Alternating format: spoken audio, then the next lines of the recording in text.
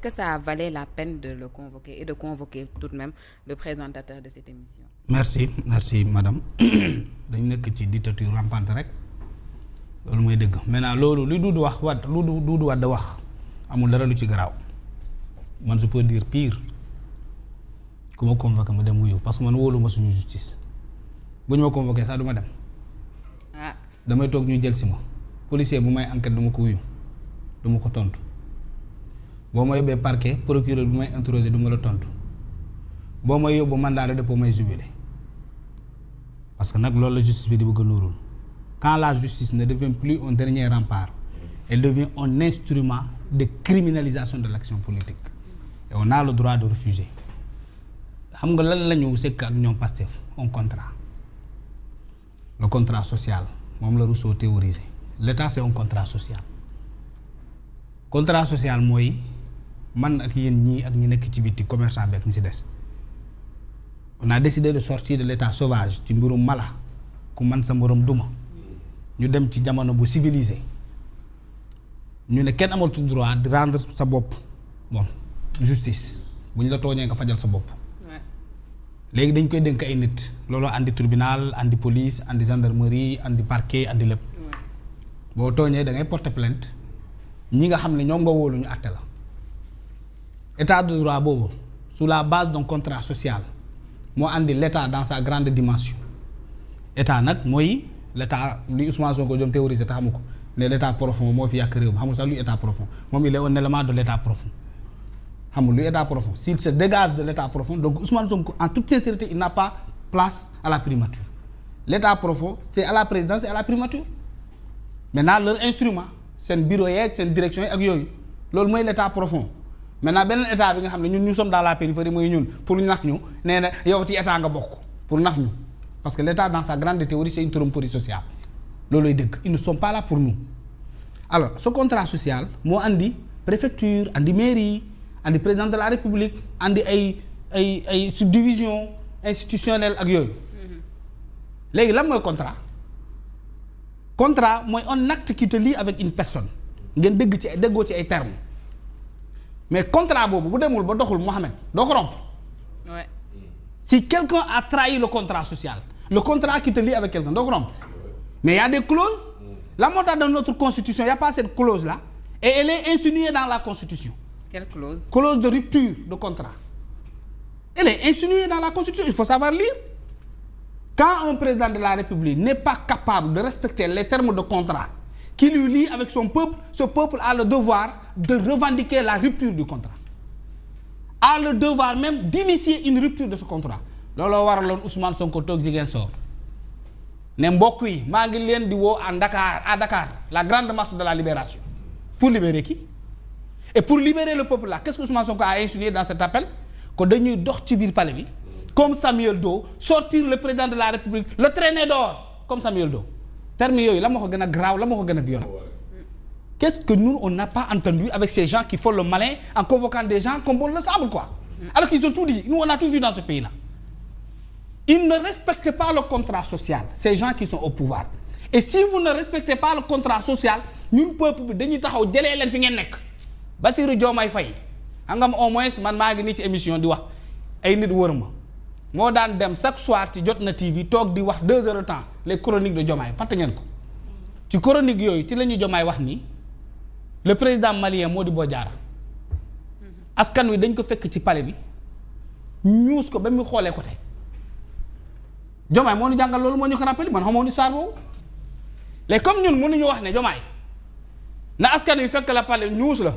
ba jëlee la ci présidence ñun mënuñ ko wax parce que boo ko waxee ñu naan leneen moo ko waxoon nag moo ko fàttaloon nag mais ñun fuñ toog ni kenn mënu ko wax waaye ñun dañuy ñaan yàlla yónnee ñu ay malaaka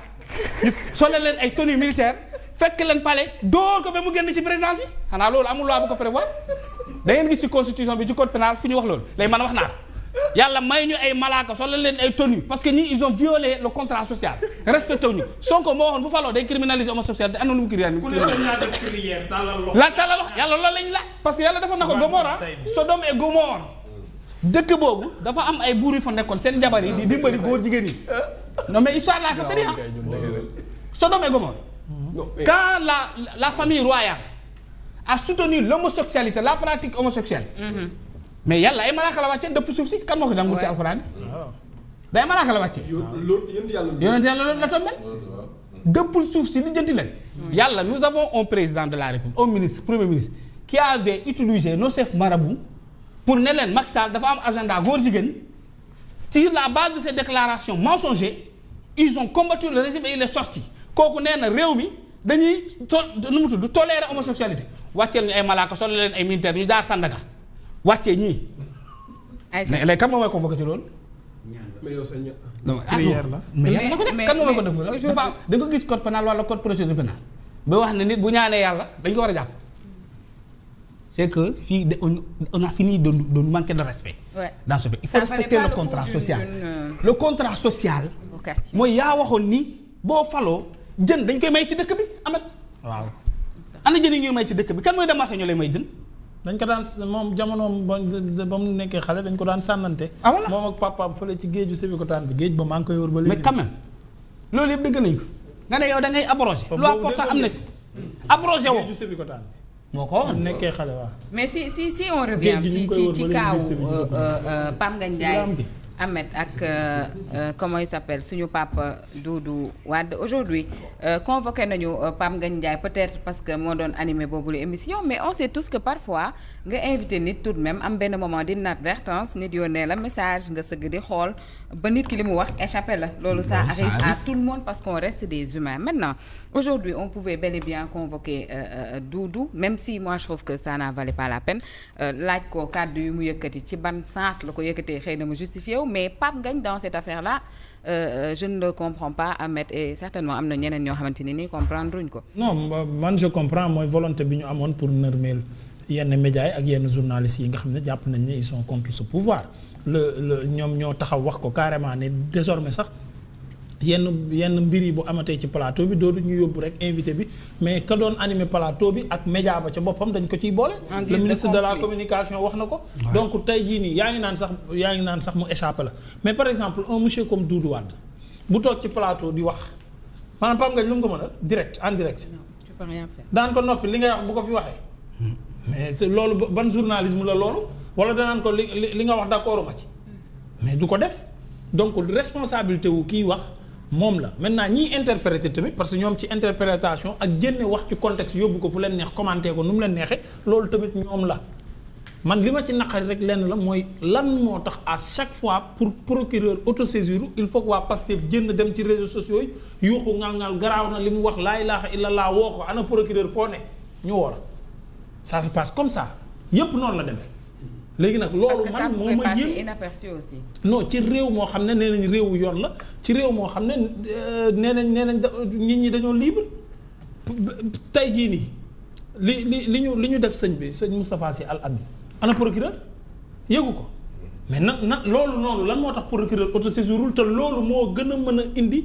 jéeye ci ab société moo gën a mën a indi guerre boo xamante ni kenn xamul fu mu jëm maare day taale loolu lépp procureur mu ngi fi di ko dégg waa son excellence mii Bassirou Diomaye Diakhar Faye saaga yi ñu koy saaga ci page Facebook suba guddi bëccëg procureur yëgul loolu mënu ci autosaisir mais coup d'état psychologique lañ koy def chaque jour. moo gën a garaaw. moom fu mu ne di ko laayibal di taf photom di ko wax fu mu gën a ñaawee. ana procureur maintenant nag. lii leer na naññ léegi ci bopp nit ñi mooy que dafa am ñaari Sénégal boo xamante ne am na ñoo xam ne fi ñu nekk sañ nañ yëkki ay kàddu nu mu gën a ñaawee wax ko ku leen neex ci réew mi dara du leen ci fekk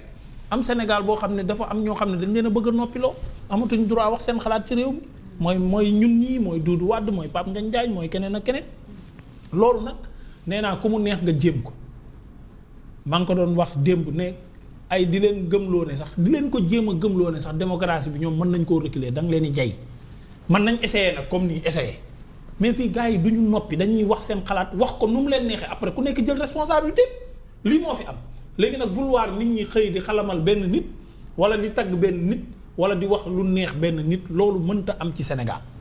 ku mu neex nga def ko sa yàlla ku mu neex nga def ko sa yonent ku mu neex nga def ko mu sell meek mu nàngam mi yaa xam mais ñëpp duñ ci maase kaay leen bëgg la ñu ki ñu bëgg ñun par force loolu fu mu am léegi nag ci terminé ci Doudou Wade sànq moom moo xaw na ko junj na fi Doudou Wade ku ko xam ko ci réew mi ba mu fi nekkee ba léegi jàpp naa ne xam gi mu xam état ak fi mu jaar ba yegg si fii du yenn yi du ko yéene état du Sénégal ak expérience bi mu am yenn yi xel a koy mottali beneen bi mooy parmi les 18 millions de Sénégalais man de jàpp naa ne amul benn Sénégalais bu bëgg Sénégal am coup d'état amul parce que bokkul si suñu culture xamuñu ko yéenewuñu ko kenn gars yi lu ñu la contre dañuy wax pour éveiller nit ñi pour que bu ñu demee élection ñu daan la